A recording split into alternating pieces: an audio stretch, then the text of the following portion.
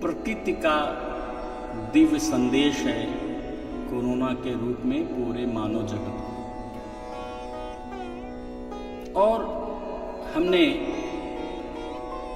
यह समझने का प्रयास किया है, ये जो हमारे जीवन में आज कोरोना आया है वह प्रकृति की करुणा है हमारे ऊपर। क्यों? क्योंकि भगवान हमको बहुत प्रेम करता है। क्यों प्रेम करता है? कि भगवान ने मनुष्य को अपने जैसा बनाया। भगवान कहते हैं सकल सृष्टि यह मोर उपाया, यह संपूर्ण सृष्टि मैंने ही बनाई है और इस सृष्टि में मनुष्य मुझे सबसे प्रिय है। क्यों प्रिय है? क्योंकि कर्म का अधिकार हमने मनुष्य को दिया। ये मनुष्य कर्म का अधिकार पा करके वह परमात्मा के नजदीक तक पहुंच सकता है। और हमने अपने जीवन में अनेक संतों का इतिहास पढ़ते हैं, देखते हैं।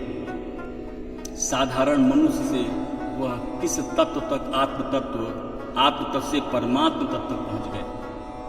स्वामी रामकृष्ण परमहंस एक संत हैं, रामकृष्ण परमहंस, महर्षि रमन, अरविंद, ऐसे बहुत सारे संत हैं।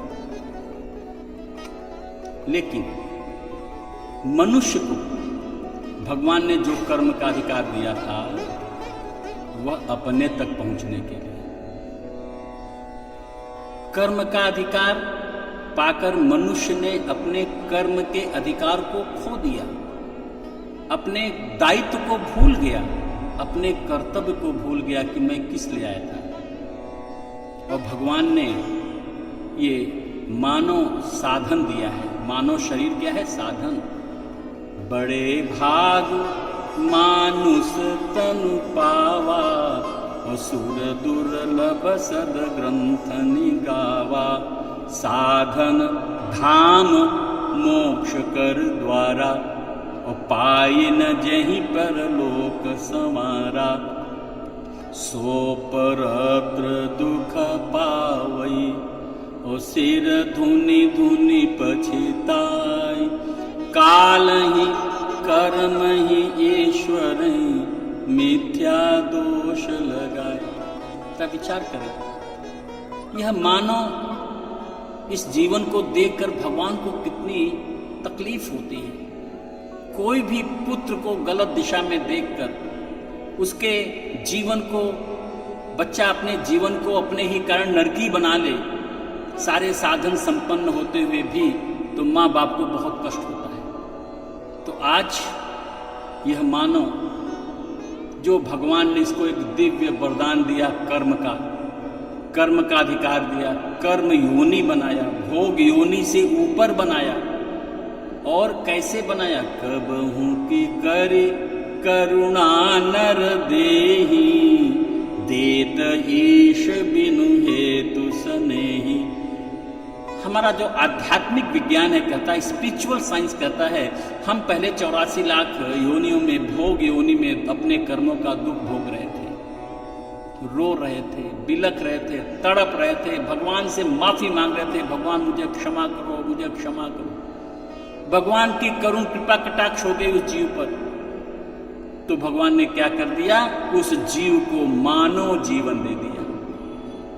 तो ये जो मानव जो मिला है भगवान की कृपा से मिला है। और इस कृपा से मिले हुए मानव जीवन को, जिसमें भगवान ने कर्म का अधिकार दिया है, हम उस जीवन के उद्देश्य को भूल गए। बचपन में हमको पढ़ाया गया, वह शक्ति हमें दो दया निधे, कर्तव्य मार्ग पर डट जामे। पर सेवा पर उपकार में हम, जग जीवन सफल बना जामे। छल दंभ द्वेष पाखंड द्वेष, अन्याय से निस दिन दूर रहे। जीवन हो शुद्ध सरल अपना, निज प्रेम सदा नित बरसावे। भगवान ने जो जीवन दिया है वो कर्तव्य के लिए दिया है। हम कर्तव्य भूल गए और कहाँ चले गए?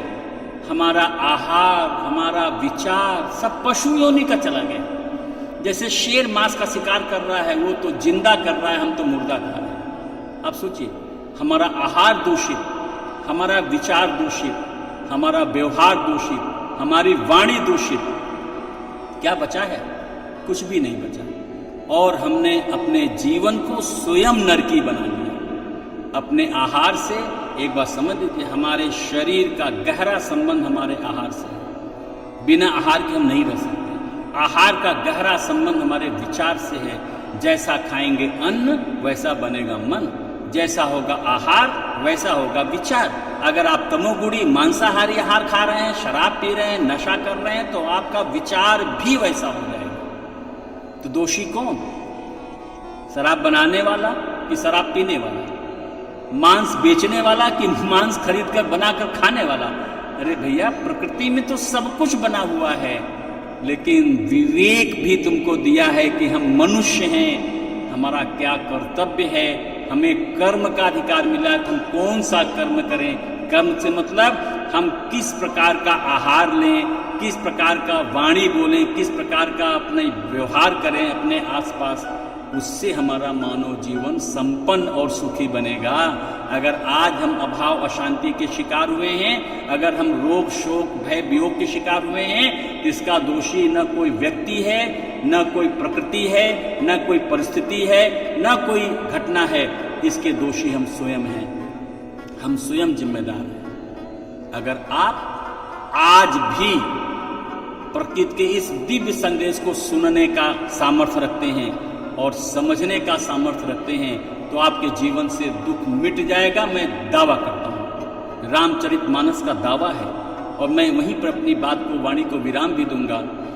जो यही कथहि स्नेह समेता, कहीं है सुनी है समुझ सचेता, हुई है राम चरण अनुरागी, कलिमल रहित सुमंगल भागी।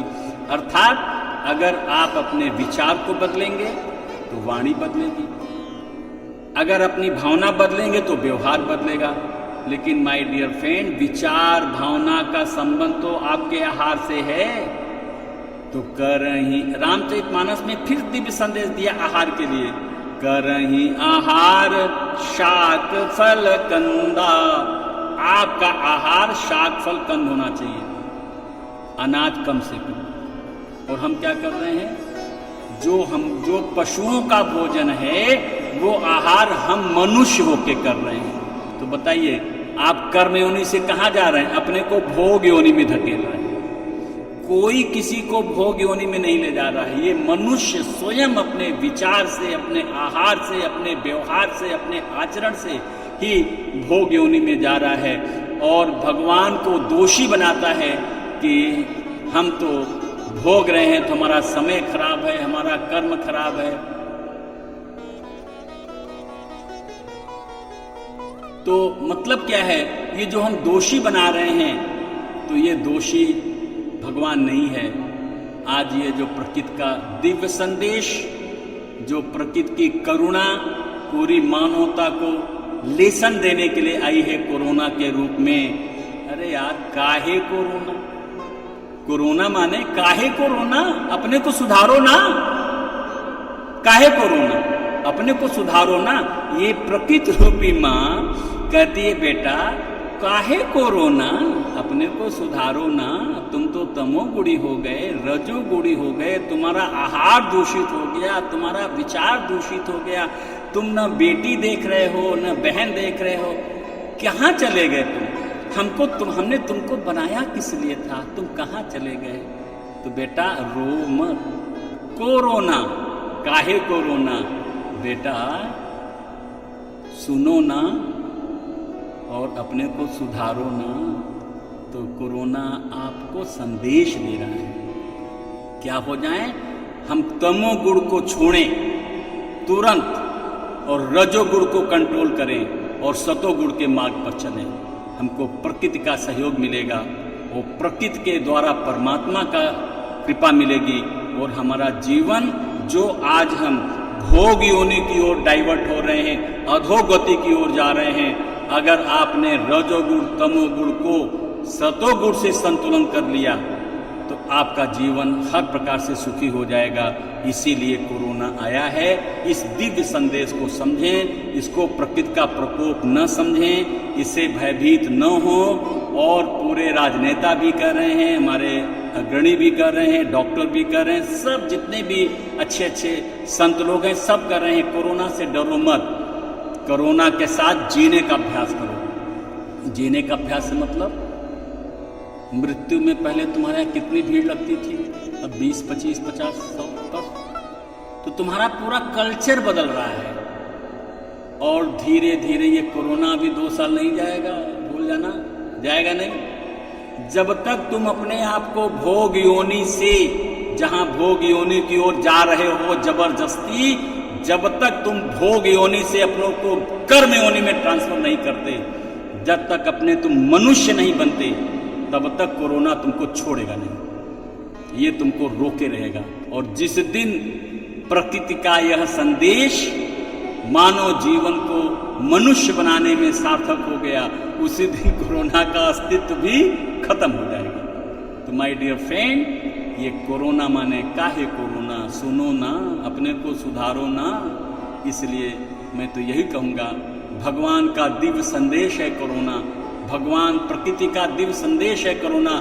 इसे प्रकोप न समझें, क्योंकि प्रकृति ने आपको पैदा किया, आपके लिए सारी सृष्टि बनाई, सुखी होने के लिए, दुखी होने के लिए नहीं। और आप अपने कर्म योनि से भोग योनि की ओर, दुख भोगने के लिए विवश हो गए हैं।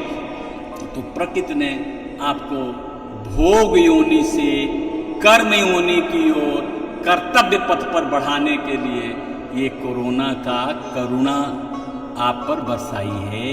यही है भगवान की कृपा। और इस कृपा को अनुभव करें, अपने को भगवान से जोड़ें, अपने को प्रकृति के नज़दीक लाएं, अपना आहार प्रकृति के नज़दीक लाएं, अपने शरीर को तप में लगाएं, अपने वाणी को तप में लगाएं, अपने इंद्रियों को तप में लगाएं। तो जब आप तप में लगाएंगे अपने और तप करेंगे और अपने को मनुष्य बनाएंगे, अपना विचार भावना बदलेंगे, तो आपका जीवन भी बदल जाएगा और जीवन सर्वांश में सुखी हो सकता है। मनुष्य का जीवन अपने हाथ में है, चाहे वो सुखी बना ले, चाहे वो दुखी बना ले, चाहे वो कर्म योनि से अपने को भगवान तक पहुंचा ले, और चाहे तो इस दिव्य मानव जीवन को पाकर भोग योनि में 84 लाख में चला जाए। इसमें भगवान का कोई भी रोल नहीं है, रोल है तो हमारा है। सारा जो दोष है हमारा है। इसलिए अपने दोषों को समझें, अपने दोषों को सुधारें, रजोगुणी तमोगुणी को कंट्रोल करें, सतोगुणी के मार्ग पर चलें। इन्हीं शब्दों के साथ मैं भगवान से प्रार्थना करता हूँ, कोरोना की जो करुणा आप पर बरस रही है उससे आपकी रक्षा हो, उसके संदेश को आप समझें और समझने का प्रयास करें। इस सेवा के लिए मैं आपके साथ सदैव तत्पर हूँ। आप कभी भी मेरे फ़ोन नंबर पर आप बात कर सकते हैं। जो भी आप सेवा चाहेंगे सब प्रकार की सेवा मिलेगी। और हमारी सेवाएं सब निःशुल्क हैं, हमारी कोई सेवा शुल्क नहीं है। हमारी सेवाएं मानव सेवा मिशन, माई मिशन मानव सेवा। मैं चाहता हूँ इस भगवान के, जो भगवान की मानवता है, इसकी हम सेवा करें। इन्हीं शब्दों के साथ वाणी को विराम। बोलिए सच्चिदानंद भगवान की जय, सद्गुरुदेव भगवान